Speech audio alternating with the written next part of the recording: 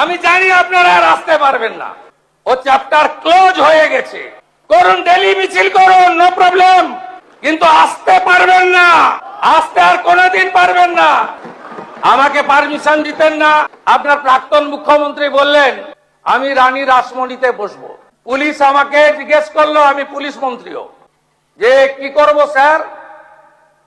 আমি বললাম পারমিশন দেবেন, ওয়াই চ্যানেলে বসতে বলুন, যতক্ষণ খুশি বসতে বলুন, করুন, ডেলি মিছিল করুন, নো প্রবলেম, কিন্তু আসতে পারবেন না,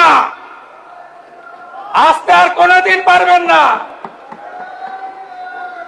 আমি জানি 34 সালের কমিউনিস্টদের অত্যাচার ভেঙে 11-র পরিবর্তনেও আমি রাস্তায় ছিলাম, আর 26-এ আপনাদের তাড়ানোর কাজেও আমি রাস্তাতে ছিলাম।